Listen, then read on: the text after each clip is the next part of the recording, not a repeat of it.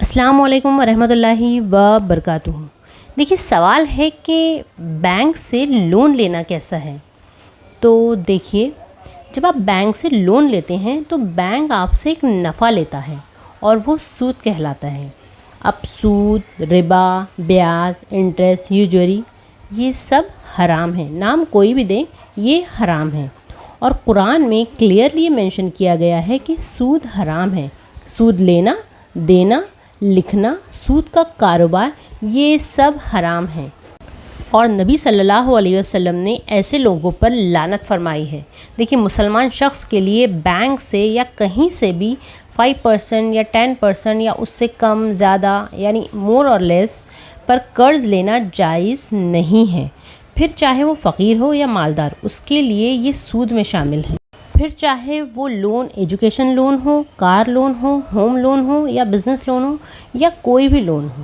دیکھیے اگر آپ اپنے آپ کو سود میں یعنی انٹرسٹ میں، ربا میں انوالو کرتے ہو، یعنی آپ سود لیتے ہو یا دیتے ہو، تو پھر قرآن میں صاف بتا دیا گیا ہے کہ ایسے لوگوں سے اللہ اور اس کے رسول کی طرف سے اعلان جنگ ہے۔ اللہ اکبر، یعنی صاف طور پر جنگ کا نوٹس دیا جا رہا ہے، وہ بھی اللہ اور اس کے رسول کی طرف سے۔ اللہ اکبر۔ اب آپ بتائیے کہ پوری دنیا میں بلکہ پوری کائنات میں کس میں اتنا دم ہے جو اللہ اور اس کے رسول کو فیس کر سکے؟ اچھا رہا اسلامک بینک سے لون لینے کا سوال، تو yes you can take a loan from Islamic bank. بالکل آپ اسلامک بینک سے لون لے سکتے ہیں، کیونکہ وہ آپ سے اس لون پر سود نہیں لیں گے، یعنی انٹرسٹ فری لون بلا سودی۔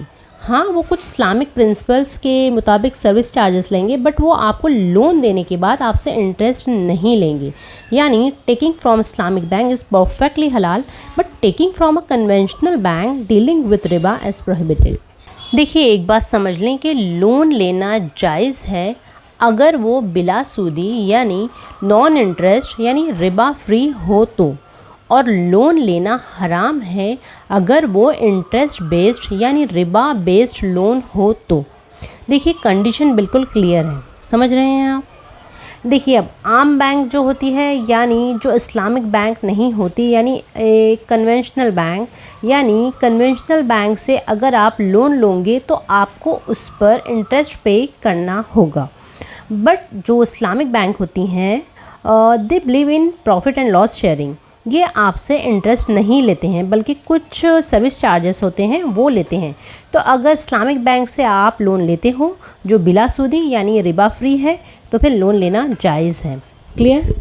دیکھیے سود لینے اور دینے کو معمولی مت سمجھیں۔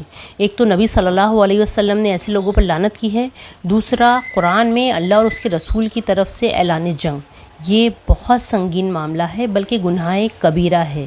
اٹس اے میجر سن، اس سے بہت زیادہ بچیے۔ ایک مومن کو تو اپنے ہر معاملے میں بہت سنجیدہ ہونا چاہیے اور ہر وقت آخرت کو مائنڈ میں رکھ کر کام کرنا چاہیے۔